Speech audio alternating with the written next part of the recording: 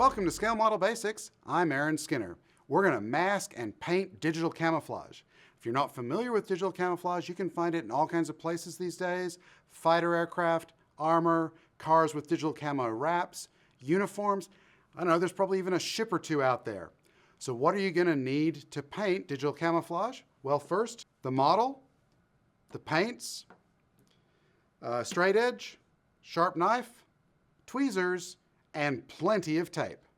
The first thing you're going to want to do is base coat the model in whichever one of the 3 or 4 colors makes the most sense. In this case, I'm using a gray, good middle ground between the black and white that are going to be the other colors in this digital camo. That's all ready to go.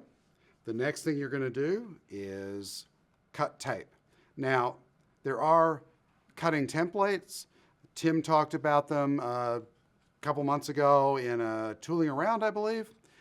They work very well to give you a grid where you can cut very specific measurements for this kind of work, but it's possible to do the same thing with a straight edge and a sharp blade.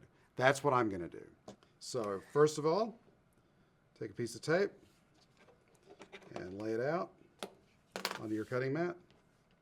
Don't worry about if it's straight or not. We'll get all that worked out with the straight edge. So the first thing I'm going to do is lay the straight edge along the tape and run the knife along, and this will make a perfectly straight edge. So now I can just put the knife up under there and peel that up. Now I've got a straight edge that I can use as the beginning point. I'm going to cut 5 mil strip.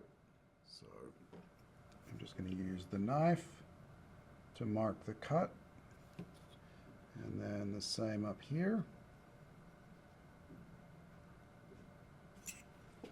and then lay the straight edge between those 2 cut points, and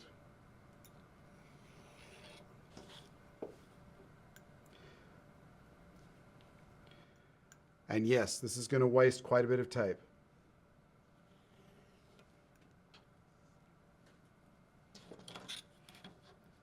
And I'm going to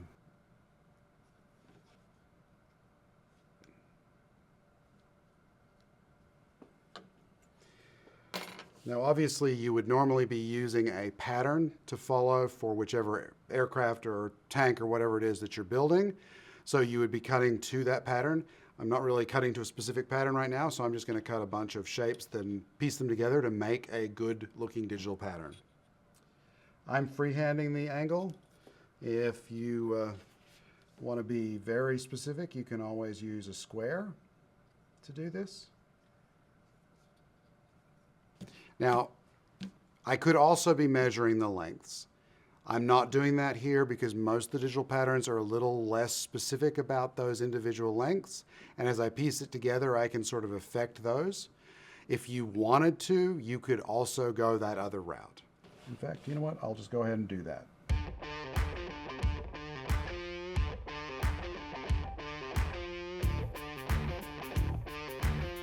Now that I have a bunch of those cut, I'm going to peel up the corner of one with the knife, and you can use the tweezers to pick it up.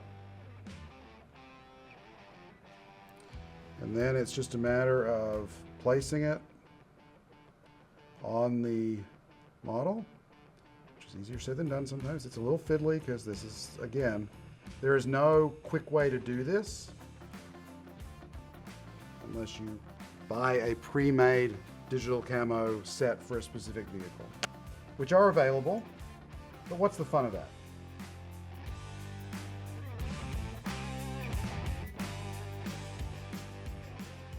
If you screw it up, just pull a piece of tape off and start again.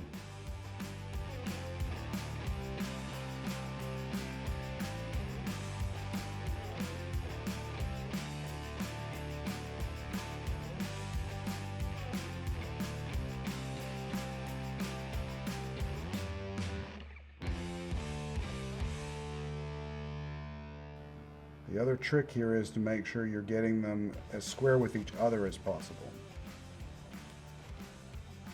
so that it basically forms a pattern on the surface.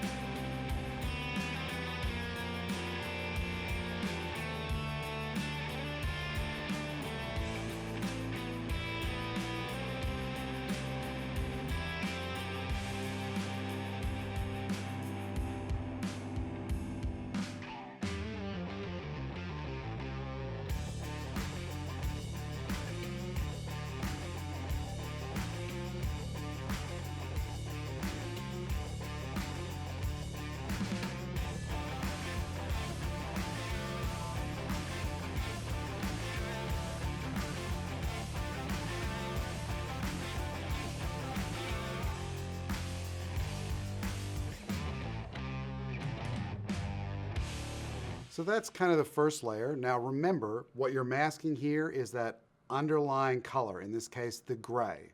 So the next color that I'm going to add will be white, so the whole thing will be white, and then we're going to mask the white and spray the black.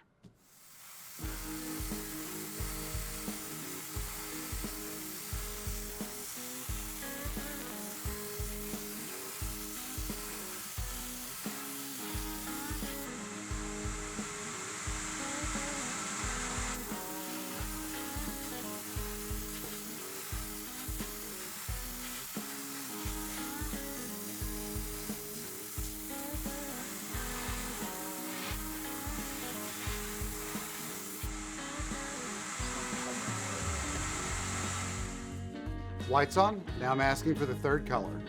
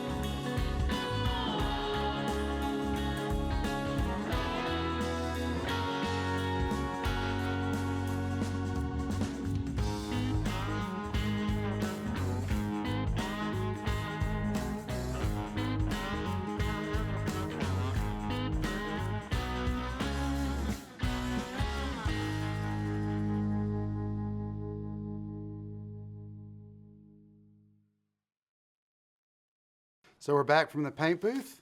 Now it's time to peel up the masks and see what our digital camouflage looks like.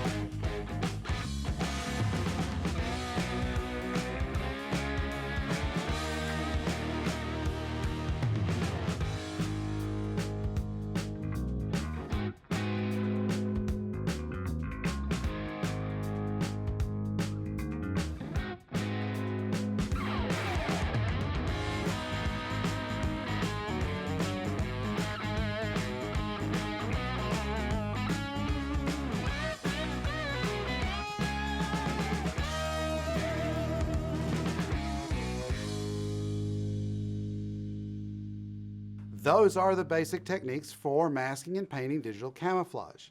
Now, you will probably need to do some touch-up, but that's to be expected with any masking and painting. You do not need an expensive cutting template to cut these masks, although that could be useful. You also don't need pre-cut masks, although to be fair, those could probably be useful too. This is a time-consuming process. There are no shortcuts. But done right, it really looks great on a finished model, and I've used this technique to finish entire models. Thanks for watching. We'll see you next time.